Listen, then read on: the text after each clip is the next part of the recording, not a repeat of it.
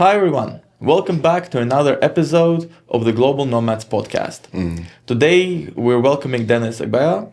He's a community star, he's a master connector, and he's a peacemaker. And I think all of those qualities are exactly what we want to talk about and to promote. So Dennis, welcome here, and thank you for coming and having the time to chat with us.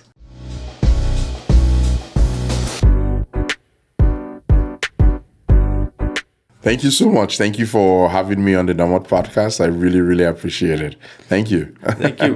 Let's start, with your first memories of arriving into Canada. You mentioned that you arrived 9 years ago. Yeah. So let's start with that. What shaped your past here? Thanks for that great question. So I always wanted to live abroad. That's what I'm going to call it. Always wanted to live abroad. And when the opportunity came up, I went to school. I did my master's. In London, Imperial College London. So I saw the life. Just to confirm, London, England, or London, Ontario? London, England. So okay, perfect. London, United Kingdom, right? So I did my master's there. I really enjoyed what I saw. I wanted to live outside of my home country in Nigeria. So I really wanted to build my life out there. And also working in oil and gas, I had the opportunity to travel, travel to Houston and try to do different parts of the world. So in my mind, I've always okay, I wanted to live abroad. And when the opportunity came up for me to do my permanent residency through the special skilled workers, that was the immigration routes then, I applied for it because that's what I wanted to do. So got here to Canada. So it's always been that mindset, growing like, hey, I want to live abroad. I want to grow my family there. I know our lives a little bit different from where we were born and Canada. It was something I really, really looked for, as a beautiful country, promising country. So many things they have that we don't have, in the place that I grew up. So I was really looking forward to all of these awesome things. No, this is amazing. Yeah. And honestly, same for me, Canada gave a lot of new opportunities.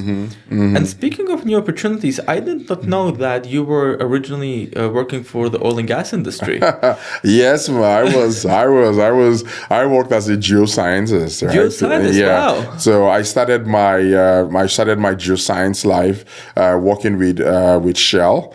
So I did production geology, then moved to ExxonMobil, where I worked as a geoscientist, basically doing seismic interpretation, trying to develop models and all of that stuff. So that's what I was. In fact, that's what brought me to Canada, because for you to apply then to get your permanent residency in Canada, you needed to apply through one route. Yes. And I used the geoscience route so that I could come here to work as a geoscientist in Calgary. So that's what brought me here, actually. So then you came as a geoscientist, but then you ended up working in the finance industry.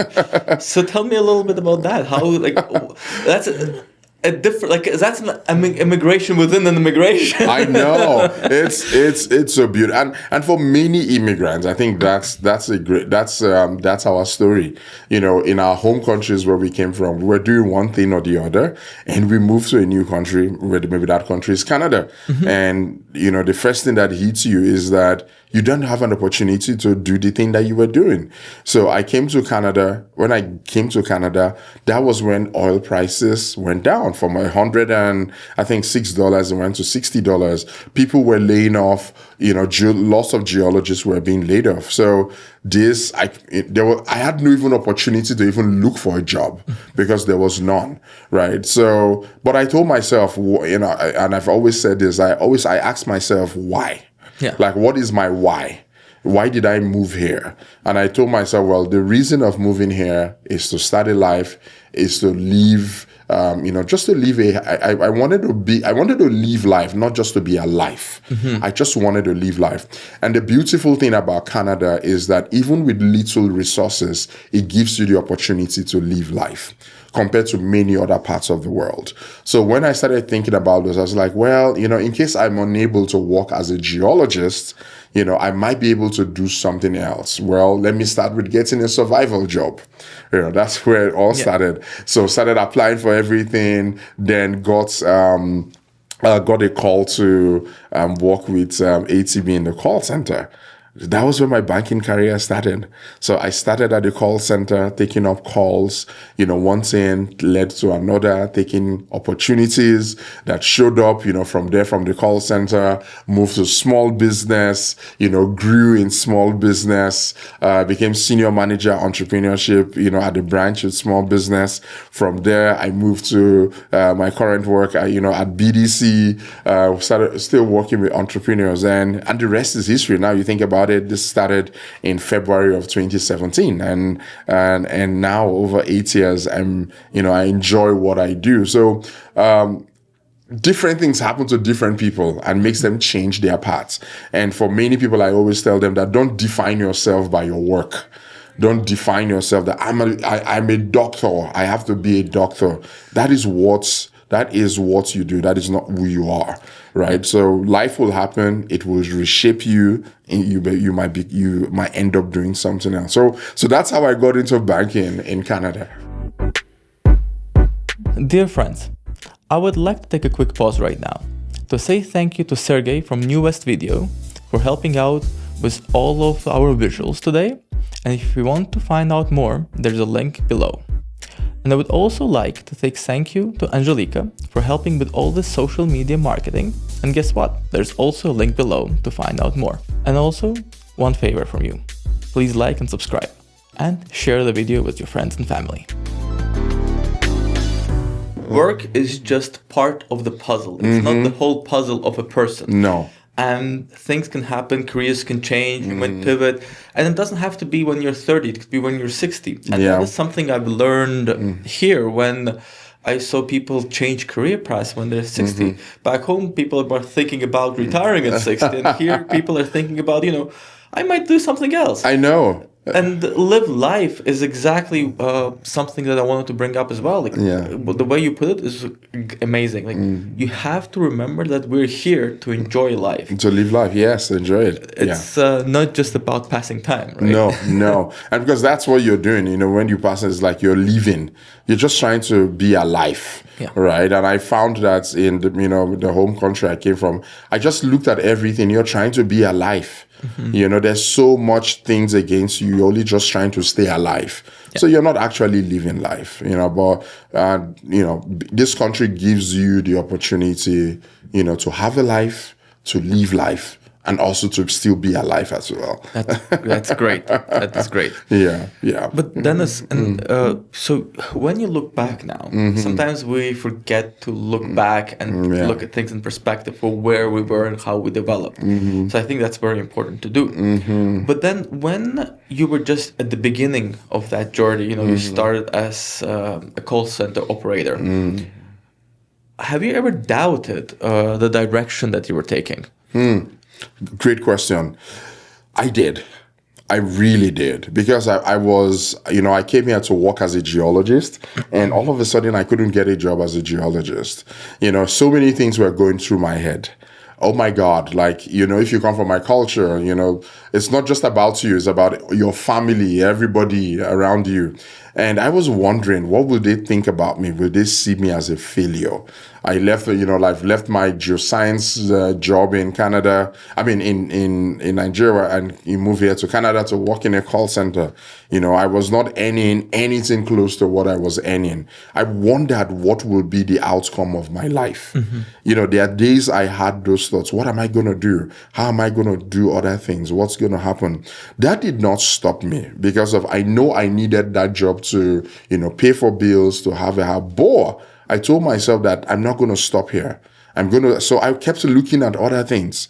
And in that job that I tried to be the best at it, right? And I knew that the bank was more than the call center, right? There are many other places. I've heard stories of people leaving the call center going to do other things. So I was like, okay, there's an opportunity here I might be able to do while I wait for other things, right? So yes, I doubted myself, but I didn't let that hold me back. I just continued pushing, trying to be the best where I was, right? And trying to be the best who I was, but also in that space to building community, learning from people, learning what made them successful. Because I know, and I knew at that point that what made us successful in the country I came from might be different for what will make you successful here. And it is really, really true. Interesting how perception is is huge here. How people perceive you. Are you friendly or you're not friendly? Are you approachable? You're not approachable. Those things that people want to know you, people want to trust you. So I think that knowing those things just helped me put my best at and I told myself I'm going to be the best at it. And I think it paid off. It paid off at the end. 100% it paid off. You're one of the most recognized people, for sure in the finance world, but I would say in town in general. So, thank you. But it's funny you mentioned culture, and that culture in Nigeria is different to culture in Canada in some aspects. But I find it interesting because when I was with HSBC. I had a colleague from Nigeria as well.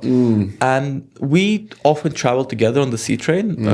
And we talked about, life back home. And the interesting and curious thing was, I found although Nigeria and Azerbaijan are not really close, but culturally we have a lot of similarities. Which is one of the reasons why I wanted to start this podcast, is to show people, that we may be far away geographically, but in the essence, we all want kind of the same things. Like our foundations are the same. That's true. Very, very true. Very, very true. Yeah. And isn't that interesting how that happens? You're talking to somebody who was born miles away from where you were born, and your experiences are the same. Yes. Your experiences are the same. The problems you're going to face are also going to be the same as well, right? So it's very, very interesting. It's fascinating most times. Life is fascinating in itself. Yeah. But so one of the things you just also mentioned is, being approachable, how people see you as approachable now. So that's one of the cultural differences that you saw.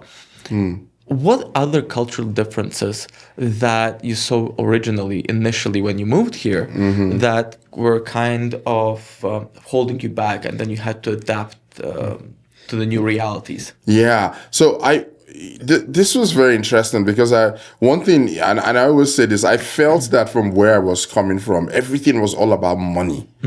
Money, money, money. You respect that person because he has money. You do that then because they have money, or they're in government and all that. When I came here, I realized that was not it. That was not what was important, right? What was important was to be a community member that was, was contributing to community. Yeah. That was shocking to me because from where I was coming from, if you had the best wisdom, if you had all of that, but if you don't have money, nobody listens to you, right? Everybody's like, you're a foolish person because of you've got no money, right? But I found that it was so different here. I found that at this place, I could be myself. I could use the things that I've been blessed with to make a difference, and people appreciate it. I found out that people could just go volunteer, right? It's not that they don't have something to do. They have lots of things to do at home, but they just want to go volunteer, go give their time to community. Yes. They just want to go mentor kids. They have kids at home. It's not, so I found it that this was so fascinating, right? So for me, it wasn't about, and sometimes people see this, people are like, oh man, when you see this, you're like, oh, this is the way we do it in the home country I come from. Maybe there's an opportunity here I want to take up. No, that's not the way it works. You have to change the way you have to change. It's a mindset thing. You have to change the mindset, right? So for me, changing that mindset really, really helped me integrate. And I keep talking about this, trying to change the mind from we and them. Right. So how do you approach that change? Like, how were you able to go through that? Yeah. So how I was able to approach them, and coming, you get to meet other people. You learn. And many immigrants come here. They meet other people, maybe friends who come from the same country, and tell them this is how to do it. This is how to do it. Many of those advices might be good. Many of them are also very, very bad. But one thing I always tell everybody is that look with your own eyes. What do you see? You have to make your decision for yourself of what made you come here and how you wanted to live your life. I know how I wanted to live my life. I knew that it was so different from where I was coming from. And I knew that for me to have that life here, I needed to integrate. So it was difficult trying to go for events where I had no idea what they were talking about.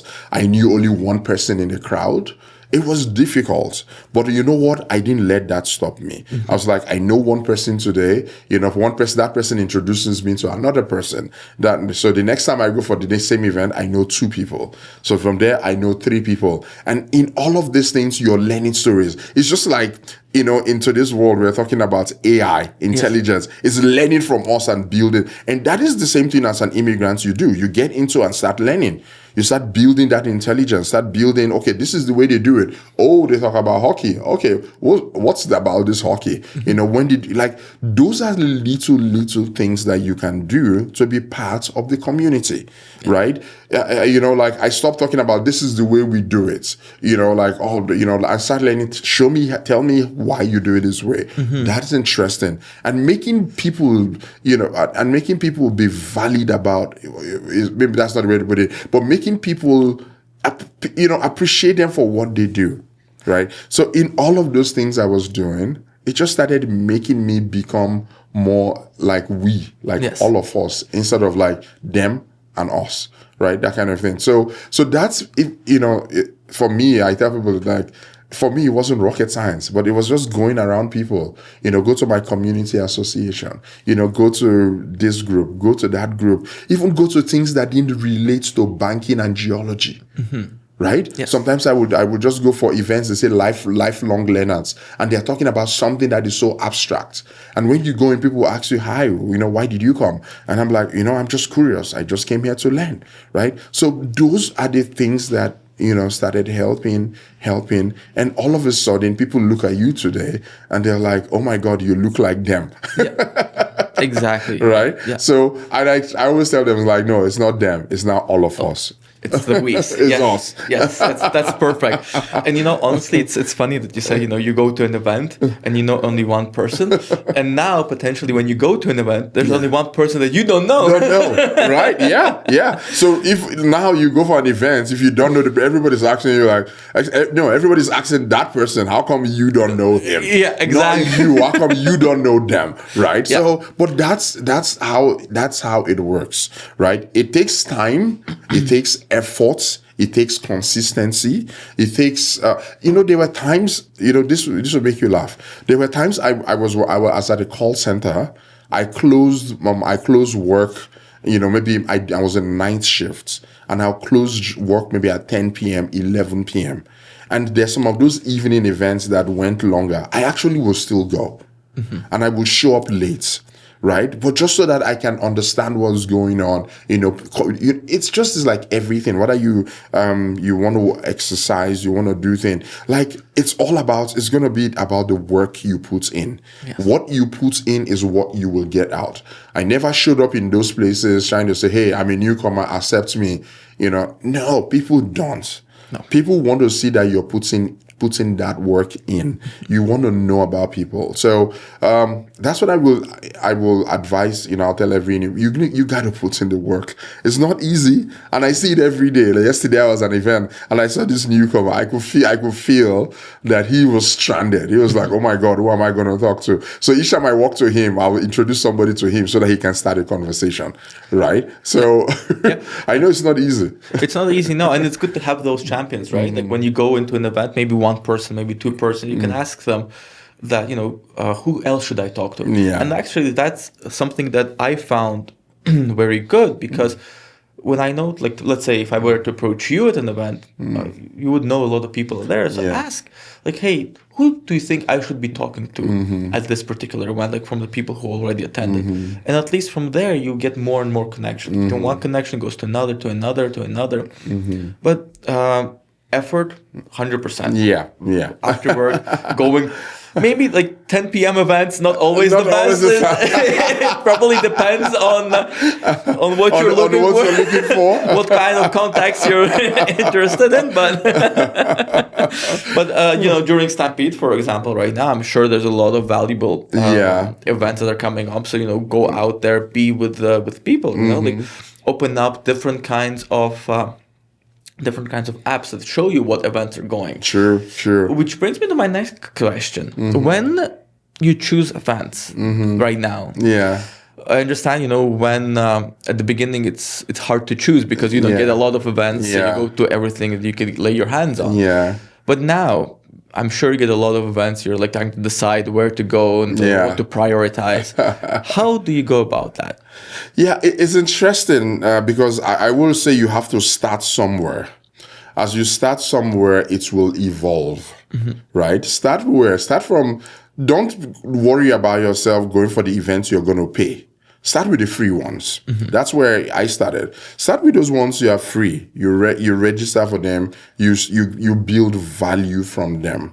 Because it depends on your work style. Because I didn't have money. I was working at a call center. I didn't have money to be paying for galas. Yes. Whether it cost you 100, but I didn't have that money. So I was going for those ones. So anybody that want to start, I say find the free ones. Get committed there, build people there. What I find again is that as you keep doing that, things will just evolve. It's going to evolve naturally. And I know people are different. So for example, if I'm a doctor, I want to only go for medical things because I want to talk to people that are only based on my intellectual capability or my ability. I think that one thing about this society I found is that it's not about that person. It's about that weakest person. What are we doing for that person? Is that person is their voice? Do they have representation?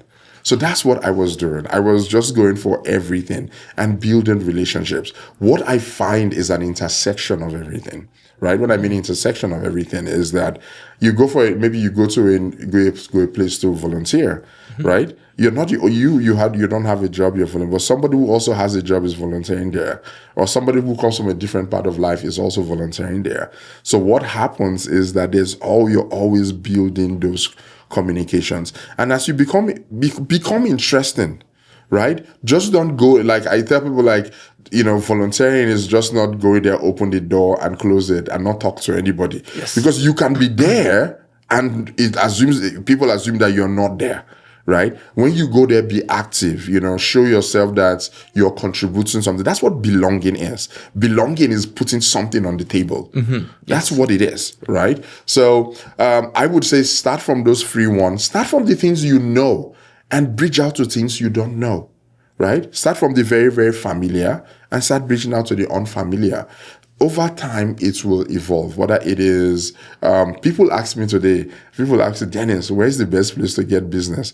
And I was like, the places where my peers are looking for business is not where I'm looking for business. Yeah. Sometimes you're like, well, we're bankers, bankers want to go where bankers are gathered. Yeah. But I was like, everybody's there looking for another banker. But there are other places that we can serve entrepreneurs. Right? They are in cancer walks. They are in, things in disability. There's so many things. So, I know this is a long answer to a short question. I would say start somewhere and build. To be honest, there's no formula. When you go through it the first time, second time, and third time, there's sometimes that intuition, maybe this is not a place for me. But you have to continuously do it. Yes. Right? So when you continuously do it, I can talk on and on forever. Like when even when I moved into business banking, I will have 4 groups of people that were doing a call. 6 of them, they will say, hey, come and tell us about how to get a business loan. I will go and present to 6 people. If, they will ask me questions and all that. Before you know, that person will tell somebody else, another person will tell somebody else. It just going on and on. Today, I find myself presenting in many places. I actually ask myself, how did I get there? So please start somewhere. Start somewhere, but also be open to learn from other people. As in those places that you are networking, or maybe meeting people, people will tell you of many other things that you're not aware. Yes. Were you there? Like yesterday, maybe me and you were at an event yesterday. People were telling you, "Oh, are you going for that event?" And you're like, "What event is that? I don't even know even existed." Yeah. But it's not just only at events like that. Everywhere you go, people will tell you that. You will, as long as you have your ears open and your mind open, you will learn. Yeah. Right? Like I find that a lot of people come and they want to utilize their old tools, and they don't understand why nothing is happening for them. Yeah. But if you utilize the same old tools that you utilized before you moved, it's not going to really help, right? You need to adapt to the new realities, have that open mindset. Yeah. And even in terms of building business, when you yourself mentioned that someone asked you where do you get the business from. Yeah. One thing I found, but like someone told me from BTC yesterday is that Dennis sends me a new lead every week. So, so it's about that, right? Like when you're open, it's not just about who you know, but also who knows about you. Yeah. Yeah. Which brings me to my other question about who knows you and how to utilize LinkedIn as a tool for people to know about you. Because I find the way you use LinkedIn is amazing. With the way you're able to utilize it to build a network, to build your following base, to show yourself as known communicator and connector in town. So maybe some tips about LinkedIn for newcomers, because again, LinkedIn is not a big thing in some other countries. Like back home, it's not that big as it's here. Yeah, that's very, very true. LinkedIn is not really big for many people, but when you come to Canada, you find that it's a very, very big thing. For me, LinkedIn has been a tool of outreach. LinkedIn has been a tool of even knowing people. I go places, people like, I know you're on LinkedIn. I was like, I have no idea who this person is. But, I'm always like, thank you, thanks for, I'm glad we're following each other, get to know about them. And if there are points of connections, you do. But however, this is what we say, right? This is something we say, like in my home country, I don't use LinkedIn. Now you've come to a country where they use LinkedIn and you say, well, I'm not good at it, I'm not going to use it. You're only doing yourself harm. Yes. Because this is what people use to communicate. Maybe someday it's going to change to something else, but today, this is what it is. How do I use it to communicate? I use it as a place to reach out to people. I also use it as a place to communicate with people. Just like we have many thousands of followers, I just put what is going on, sometimes in my head, what is going on in my life, or what I see at events, what I see at work, and things that I know that will help many people, or many people do not have courage to talk about those things. I try to do that. I try to avoid negative things. I try to avoid things that are, conflicts, those sort of things. For me personally, I try to avoid them. I might have my own stance on them, but I try to avoid them. I try to get everybody, I try to make peace. I try to, I try to walk the paths where everybody on every side is affected. That's why I walk on that side, right? Because whether you're on the left or on the right, those things happen to you. So I try to walk on that path. So that's how I use LinkedIn to connect with people in different parts of the world, but also contribute. Right? I just don't, send out things there, but I'm also reading other people's posts. I'm also commenting on what they said. And when you comment on what they said, people look at like, oh, you commented on that person's post, so you read it, right? LinkedIn is like give and receive. Yes. That is what LinkedIn is you're giving, you're receiving. It's not a transaction. For us now, LinkedIn is more than transaction. LinkedIn is pure connection. I'm looking at, I go for events and I meet people and I tell them, oh my God, congratulations. You did this. I have not spoken with them for months, but I followed them on LinkedIn, so I knew it happened. Yes. And I gave you congratulations. Oh my God, your son just graduated. Congratulations on it. So people know that you're there actually to build real communications. I don't go to LinkedIn and say, hey, I'm looking for this, please send this to me. I'm looking for this job, please send it. And maybe even this is an interesting conversation. When I came, I thought that was the right thing to do. So I went into LinkedIn, I was sending so many people messages. My name is Dennis this. I just came, I'm a geologist, I have experiences, this. I'm looking for back to get me a job. Guess what, man? No one responded. Of course. No. Nobody. Because you don't care about them. You don't care about them. You care about yourself. Exactly. Yeah. So nobody responded to me. Now I do respond to people though, but I use that as an opportunity to tell them this thing is not going to work. Go build relationships, right? So that's one way I would say. Be active. Either comment on things. You can repost things. Like great things, right? You can repost things, you can comment on things, but you too also make it. And it doesn't have to be 20 lines. My first couple of posts were a couple of 3-4 lines. Yep. What did I learn there? What was important? Who did I meet? That's all you need to do, and you put a picture. And these days in LinkedIn, have you noticed people are very visual? Yes. Right? 100%. People are very visual. They want to see, who did you see there? What pictures did you take there? Those are some of the things people want to see that even attract people even before they read. Yes. Yep. Your pictures come before, and then they read, and then they might not even have the time to read sometimes. To read it, right? yeah. But the pictures, it's easy to scroll. So for me, that's the way I use it. And as you keep doing it over time, you now realize that, oh wow, like the content you're putting there are lots of people who need them. Your life story, the things that are going through. And everything I'm doing, I just want to do it for my community. I just want to help somebody out there. Yep. I just want to let somebody know that you're not alone, right? When I'm thinking about, how some days I feel so down, I'm just letting somebody out there know that, hey, you might be smiling like me, but you can also be down. You can also make mistakes. Those are the things I focus. I focus on things about life. So that's the way I use LinkedIn. And I love that, because I do believe that there's so many aspects to us. And I also believe that, when you're on LinkedIn, it's good to have a combination of things. So, talk a little bit about the events that you go to, the people that you meet, but also talk about the vulnerable stuff, talk about your family, talk about, depending how much you want to talk about the family, but then talk about your professional side, show yourself as a professional as well, that, let's say if you're a geoscientist, maybe there's a new invention that came in and share that. Or maybe if you're in finance, what are the latest trends in finance? And, kind of show people that you're a person and a professional. Yes. Yes. Yeah, I like the way you put it. Show people that you're a person, but you're also a professional as well, right? Because people want to connect with you, right?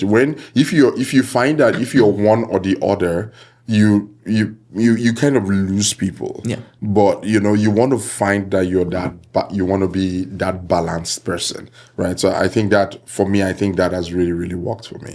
Yeah. But let's talk about the mistakes on LinkedIn. One thing that really bothers me, and I really want to reach out to everyone when I see that it's not going to work and you have to put some effort. But when someone posts a job opening and I see a comment below saying I'm interested, for me it's mind-boggling. Like, who is going to respond to that? Like, if I'm hiring, I would not respond to I'm interested, but I will see, has that person reached out to me separately, said, hey, I think this position is really good for me, would you be open to having a conversation about this? Or maybe looking for someone at the organization who knows you, or who you may know, or maybe someone else, like a second connection, third connection person, like a degree of connection.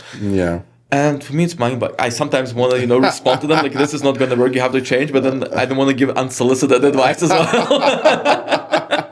You are very correct. Very, very correct. I see that all the time. I'm interested. Like, really? I reach out to people. And sometimes, I tell people that just reach out to the person. Just say, hey, what's the worst that can happen? The worst that can happen is that the person will not respond. Yeah. That's the worst that can happen. The person will not respond, and that's fine, right? But you're going to keep trying. Yes. Right? You're going to keep trying to do the right thing. Hey, I see you posted a job. It fits my my roles, like it fills my capabilities. It fills my, my experiences. And I would really love to, give it a try. Like, are you open, for a short conversation, give me more information. You'll be amazed. Yes, I know HR people, sometimes they might get hundreds and hundreds of people, and they might not be able to do that. And just like you said, either you find someone that can recommend you and all that. But I think you need to put in the work. I'm interested is not work.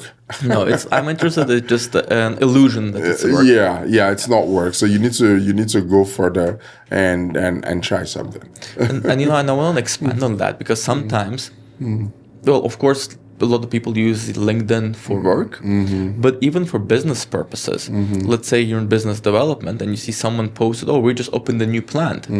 Maybe you can supply some raw materials to that plant. You can reach out to that. Maybe you could do a business relationship. Doesn't have to be only about not about jobs anymore. Yeah. So many things. You can really do so many things. Even these days with like LinkedIn Sales Navigator, you can do a lot of things with that. There are lots of people you can reach out to, make your messages exciting, simple, short, so that people can read, understand, and make decisions right away. Right, that kind of thing. So, like, LinkedIn has changed. It's for everything, whatever you're looking, jobs or business. You're very, very correct. It's very, very multifaceted these days. Yeah. Now I wanna, take a little bit, a couple of steps back. You talked earlier about approachability. How do you develop approachability?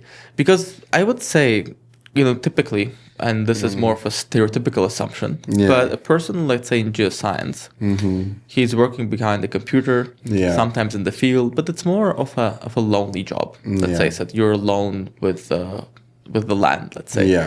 Whereas in what you do now, you're all about connecting people. You're all about being out there, and sometimes it's hard to transition.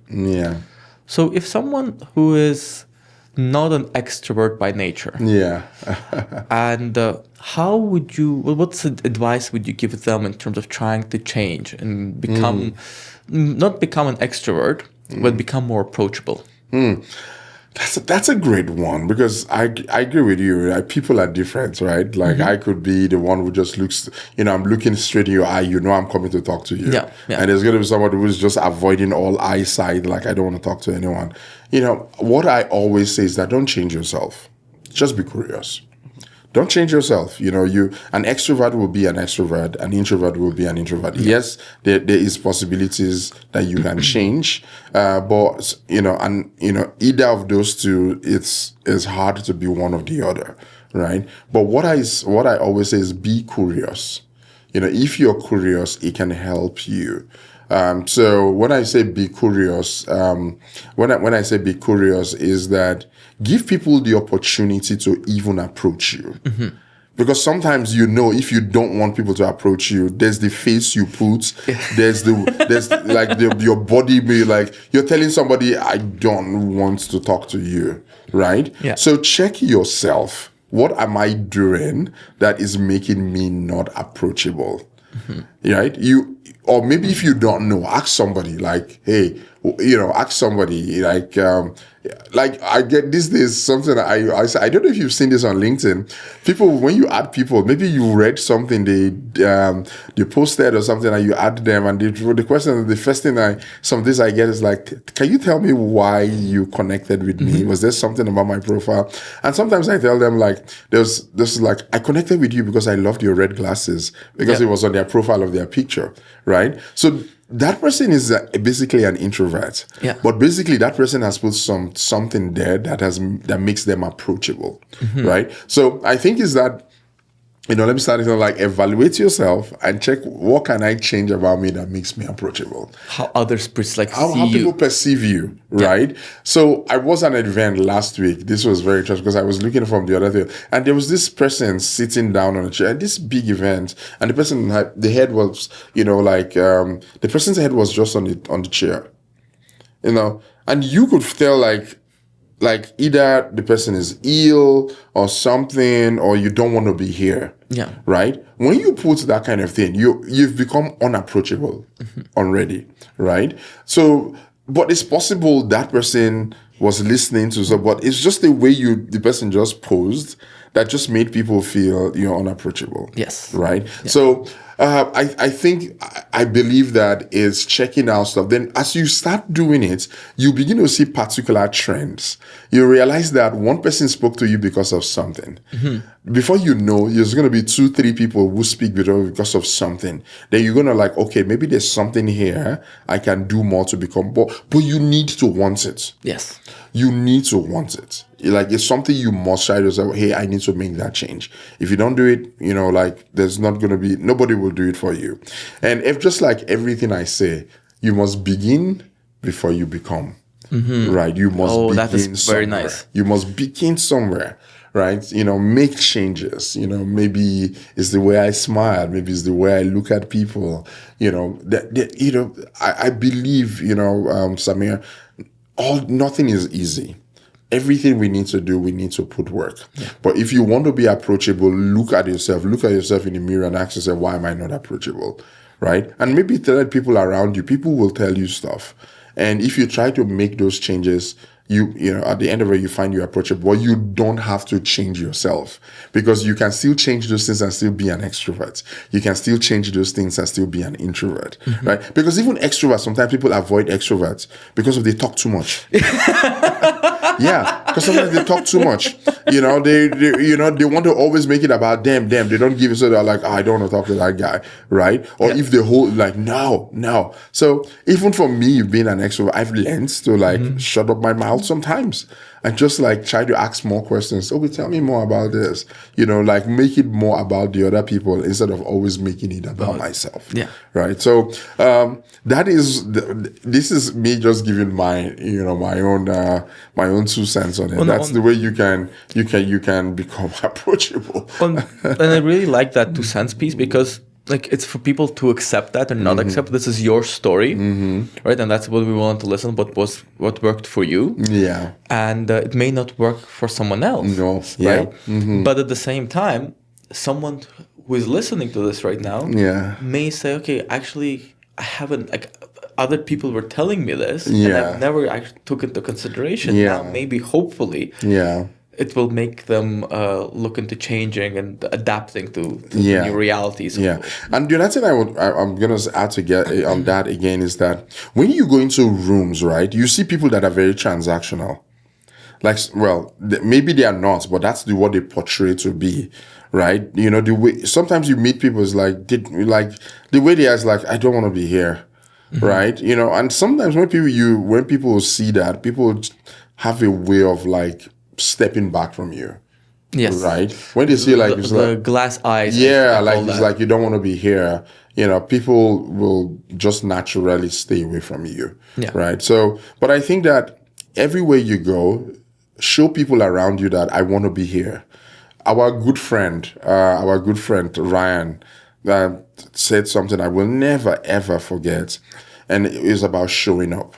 Mm-hmm. How one of those days he was tired and he had a business deal to sign in the morning, and he went into the office. He went to this office and he met the person who was supposed to they were supposed to sign this contract. It was a big one, and and she asked him, tell me, he was like, I'm tired, I am this, I am that, it's been stressful. And the lady closed the book and said, you know what, maybe I think there's a lot of stuff going. You go.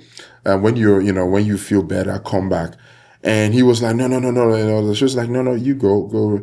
And he says something that taught him about showing up. Mm-hmm. That when you show up in places, you want to be there, be there. Yeah. Let people know that you're there. Right. So I've never forgotten that stuff. So now for me, if I'm not gonna go, if I'm not gonna be able to show myself as being present there, I don't go.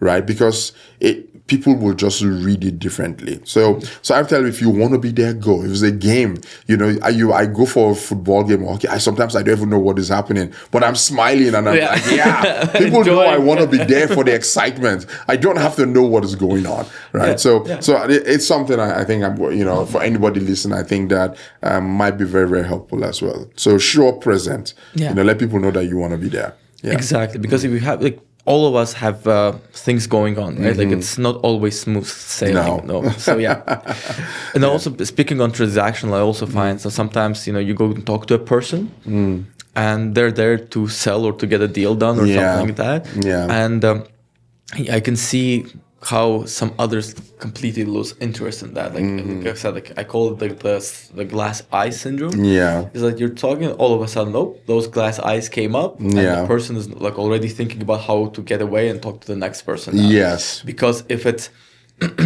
not the transaction that they want to close, so let's say they want to sell something to you, and you're not the right person to sell it to, all of a sudden no interest. No interest in you, and which is so wrong when people do that, because I always tell them, you're only, you've just seen that person. I know Samir knows another 10,000 people, right? I might not need his business now. He might not need my business now, but he's going to know somebody who needs it. Yes. It's about building relationships. And this is what we are with: build relationships, get to know people. I don't mean you don't have to take all of them out for coffee every time, but just get to know them. Just be interested in them, right? And it will give them the opportunity to know what you do.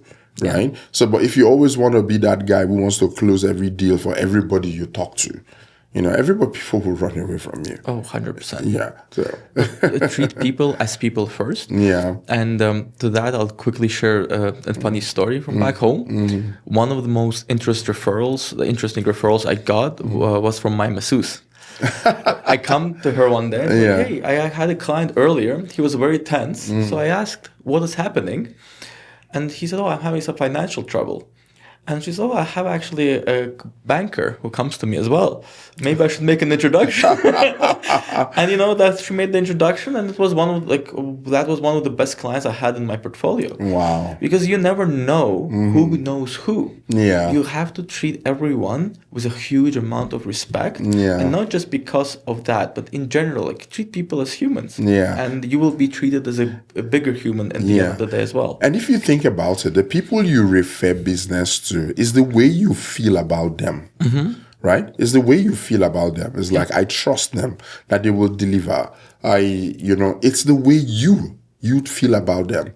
It's like, I trust them. I've not done anything with them, but I trust them. It's a feeling inside of you. Of course. Right? So if you don't feel that way about those people, then for your masseuse, even though remember that you're a banker, you're this, you're that, there's a way that person feels about you. Exactly. That person feels welcome. That person feels like, oh, you're there to help, right? And that's what it is. So always want to think like, how do I make people feel about me? Exactly. Right? If you start making people feel that, oh, you're just there to sell, you're just there to do this, people just don't want to deal. Especially, I know in this part of the world, in our province here too, people want relationships. And we keep saying every day, avoid transactions, avoid transactional. Be curious about people, learn about people, and it's beautiful.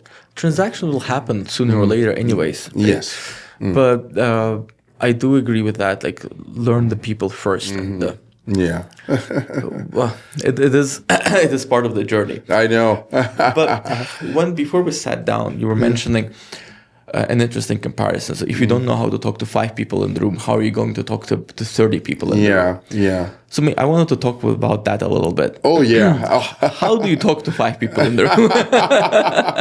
So it's interesting because it came up in my mind because I went for this event. It was my first time yesterday being in that sort of event. But what I found out was that the skills I used in a lower event was still the same skills that were still applicable there, right? The way, like, if you're interested in people, you want to know about people, you want to say hello, hey, hi, how you doing? My name is this. What's your name? Sometimes people will say, hey, what do you do? Tell me more about what you do. You do this. Okay, what do you do? I do this. What brought you here? Right? Oh, somebody invited me here. This is my first time here. Oh, okay.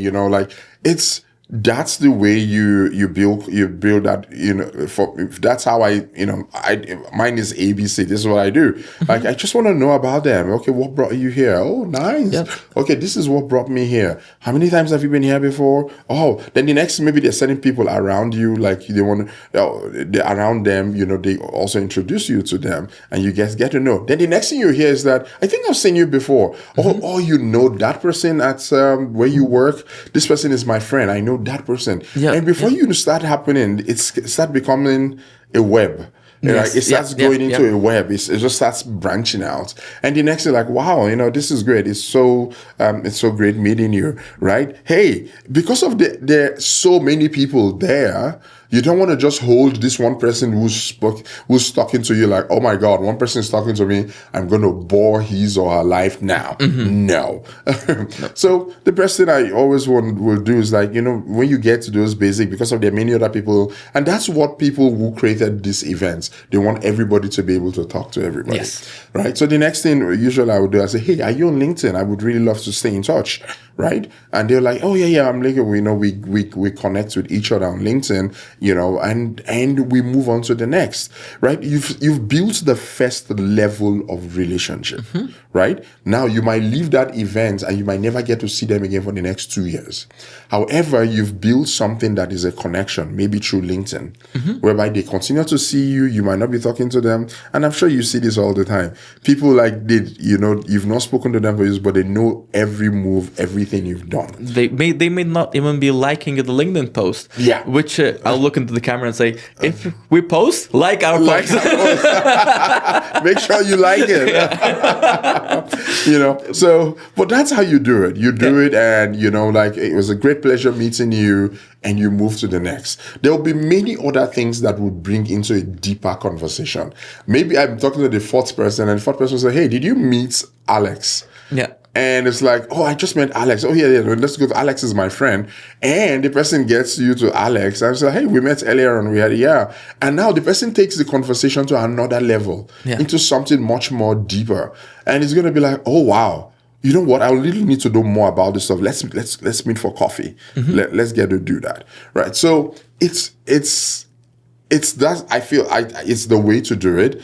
And start small, start from, as you keep doing it, it just becomes part of you. Yeah. I don't care who the person is, whether it's the president or prime minister. I just go and like, hi, how you doing? Right? As far as I have the ability to have that, I want to say hello. I don't go there and start talking about controversial things. No. Because if you want to stay interesting, you really want to stay interesting so that you have their time. There's any times you're talking to people, like they're either busy, they need to run or something. Look at body movements, you look at the face, look at those sort of things and let them be, right? Yeah. Maybe something is going on, let them be at that point. Maybe another day you have the best part of them. But networking is like, to be, like networking and talking to people, it's like you're actually flying a plane. Yeah. You're looking at all the indicators, what's going on here, what's going on here, what's going on here. So you're looking of all of that. Yes, it is that simple. But as you do it over and over, it becomes an art. Yeah, it becomes an art, and it becomes more of a second nature as well. Yes. So just like what we said, we've gone back to the beginning, is that if you don't begin, you don't become. One of the things I find with many immigrants is that consistency, right? So they do it the first time. And another thing again I want to say is that what do people consider as outcome is a different thing, right? Some people go for networking because of they need to get a job, right? So if they are not getting a job, they don't go, right? So, but for many of us, it's more than a job. It's more about, building strong communities. So those people I feel win better. Those people who want to build more community instead of those people who are trying to get something out. Even if you are going there to get a job, sometimes I hear the comment is, oh, there'll be no decision makers there, no hiring managers there. So, you know how many people I referred internally, right? Like, and I'm not a hiring manager, so why not? Like, you build a relationship, let's say with me, you already have an ability to get a referral internally. And same with you, and same with any other person who has a job right now. Yeah. And here in Canada, a lot of these are actually incentivized. People get paid to refer good people. Yeah, that's true. So I know we're running out of time here, but I wanted to ask you, outside of what we talked and outside of the wisdoms that you already shared, maybe there's a wisdom, maybe there's a motivation that you want to close this conversation with. Well, no. For me, it's about, I moved here so that I can live life. And I love it. And I want the people who come after me to have the opportunity to live life. You know, people have worked so hard to make this place what it is. It wasn't easy. You know the story. It were lots of bad stories, but lots of things have gone into it to make it what it is today. Yeah. Every day and everything I do is how can I make it better? What I'm telling anyone listening to this, ask yourself, what can I do to make it different? What can I do to make it a better place? You know, if you go with that perception, with that mind of trying to make it a better place, it's always so beautiful. Yeah. Right? Not what you want to get out of it. You know, I forgot who said that think about what you can do for your country, not what your country can do for you. Yeah. Think about what change you can make. You know, and the other thing I always tell everybody again is that you always have something to give. You have something to give. You might not give. We're saying I might not have money to give you, but you maybe have advice to give people, right? You know, they're looking for mentors. Put your hands up, right? Put your hands up. You know, what can you mentor other people, right? Maybe it's settling down. Maybe it's how to find something. Maybe it's how to meet people. There's something every one of us can give. Yeah, even right? a simple thing as a smile, right? As a smile smile back to someone, and maybe that's what they needed that day. That's what they do. You know, just show them the way. You know, there's something everyone can give.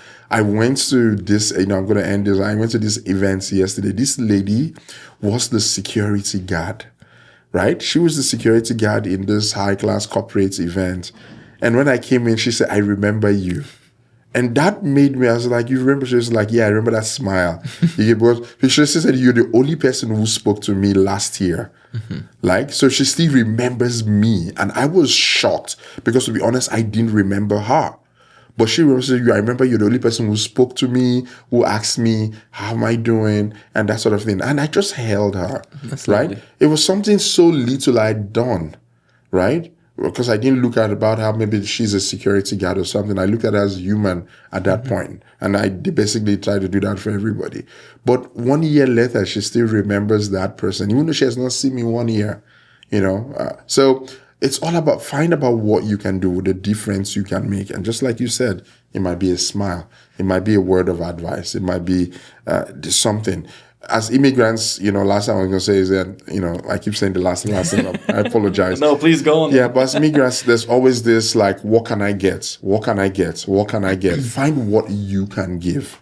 You know, you, Samir, you inspire me in many ways. And many other newcomers, like, where, you know, like you and Oleg, you put the finance people together. You put all, for Christ's sake, you don't have to do it. Yeah. But this is something I want to give back to the community.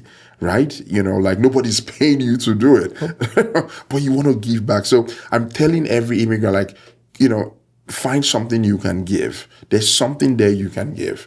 If you can give that, you find that you're going to see Canada from a different perspective. If you learn to give something.